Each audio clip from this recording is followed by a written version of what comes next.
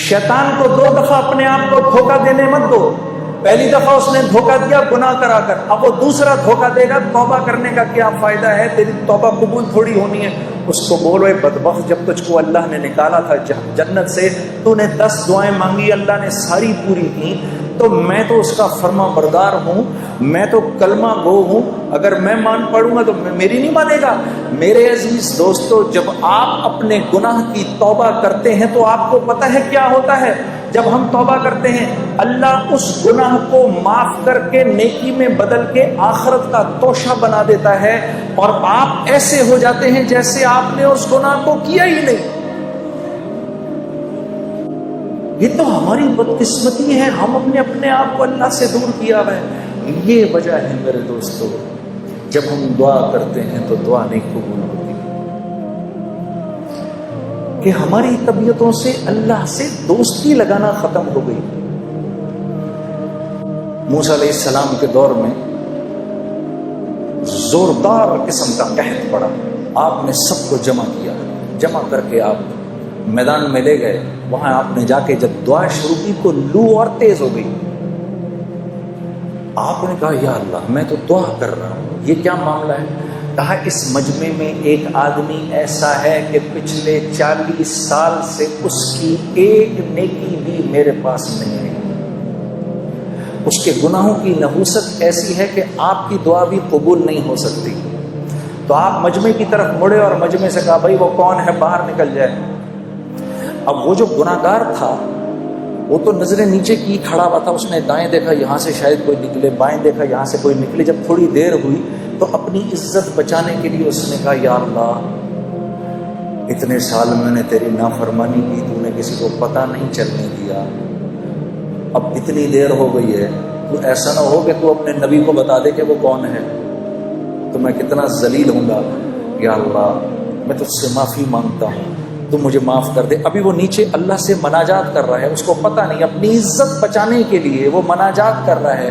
اوپر کالے بادل آنا شروع ہو گئے، اور اسی دوران موسیٰ علیہ السلام انتظار کر رہے ہیں تو دھڑا دھڑ اوپر سے بارش شروع ہو گئی. کہا یا اللہ یہ کیا ماجرا ہوا؟ کہ میرے نبی میرے بندے نے مجھ سے سنا کر لی، میں نے اس کو معاف کر دیا. یا اللہ یہ کون ہے؟ کہا موسیٰ جب نافرمان تھا 40 سال کا میں نے کسی کو پتہ نہیں چلنے دیا، اب تو وہ میرا ولی بن چکا ہے، میں کیسے بتا دوں وہ کون تھا. میرے دوستو آج امت اللہ سے دور ہوئی بیٹھی ہے، کیونکہ اللہ سے دور ہوئی بھی ہے، اپنی ہر مشکل کا حل اس کو اللہ کے غیر میں نظر آتا ہے.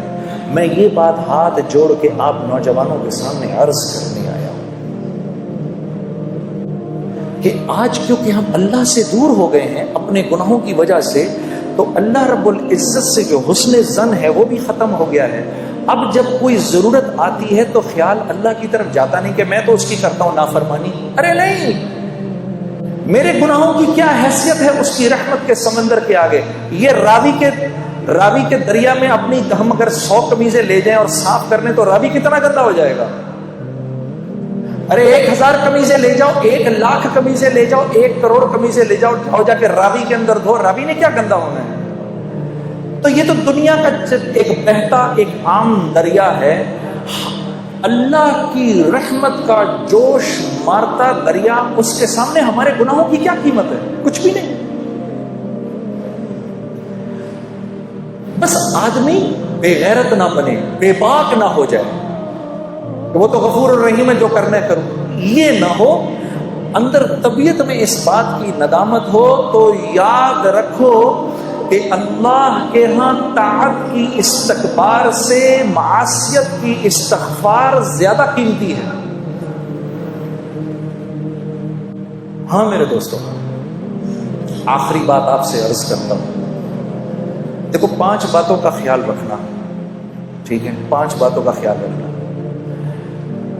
یہ اللہ کے نبی صلی اللہ علیہ وسلم کے سامنے مہاجرین کی جماعت بیٹھی ہوئی تھی، اور یہ مہاجرین کی جماعت کون ہے؟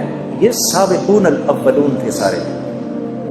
سیدنا ابو بکر صدیق، سیدنا عمر، سیدنا عثمان، سیدنا علی، طلحہ، زبیر، عبد الرحمن بن عوف، سعد بن ابی وقاص، سعید بن زید رضوان اللہ علیہم اجمعین، یہ لوگ بیٹھے ہوئے تھے، مسلمانوں کے اس وقت کے سابقون الاولون، جن کی قربانیاں جو تھیں اور جن کو اللہ نے دنیا میں ہی جنت کی بشارتیں دے دی تھیں، تو یہ بیٹھے ہوئے تھے آپ کے سامنے۔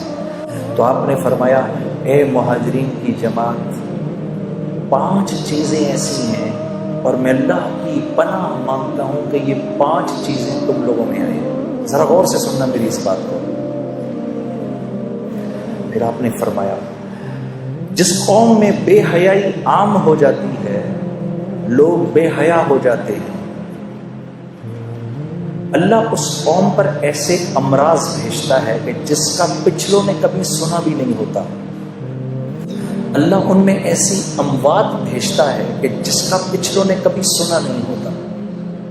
نمبر 1۔ نمبر 2، پھر آپ نے فرمایا کہ جس قوم میں تاجر بے ایمان ہو جائے، ناپ تول میں کمی شروع کر دے، اور میں یہ عرض کرتا ہوں کہ جس قوم کا غریب ٹھیلے والا بھی اگر لوگوں کو دھوکہ دینا شروع کر دے، 4 اچھے مالٹے اٹھائے، 8 گندے سڑے اٹھائے، جو قوم ناپتول میں بےایمانی شروع کر دے، معاملات میں بےایمانی شروع کر دے، اللہ ان کے اوپر ایک ایسا ظالم بادشاہ مسلط کرتے ہیں جو نہ ان کے بڑوں پر رحم کھاتا ہے، نہ ان کے بچوں سے شفقت کرتا ہے۔ دوسری بات ہو گئی۔ تیسری بات، پھر آپ نے فرمایا جس قوم کے لوگ زکوٰۃ کو تاوان سمجھتے ہیں، ان پر رزق تنگ کر دیا جاتا ہے، رزق تنگ کر دیا جاتا ہے کہ آسمان سے ایک قطرہ بھی نہ برسے اگر زمین پر بے زبان جانور نہ ہو تو۔ 3 باتیں۔ چوتھی بات، آپ نے فرمایا جو بات بات پہ جھوٹ بولتے ہیں، چکر دیتے ہیں اور اپنے وعدوں سے پھر جاتے ہیں، یہ گھر ہم آپ کو 50 لاکھ میں بنا کے دے دیں گے، اس کی قسطیں دیں، آپ 50 لاکھ کے مطابق قسطیں دیں۔ جب گھر دینے کی باری آئی، سر بات یہ ہے کہ وہ تو مطلب کی بات تھی، خرچہ تھوڑا بڑھ گیا، اب آپ کو پوزیشن تب ملے گا جب اس کے اوپر 15 لاکھ اور دیں گے آپ۔ کیوں؟ کیونکہ اب اس گھر کی قیمت مل رہی ہے 70 لاکھ، ہم تو سر اس کے تو 70 مل رہے ہیں اس وقت، ہم تو پھر 5 چھوڑ رہے ہیں آپ کو۔ اف، یہ میرا آنکھوں دیکھا حال ہے۔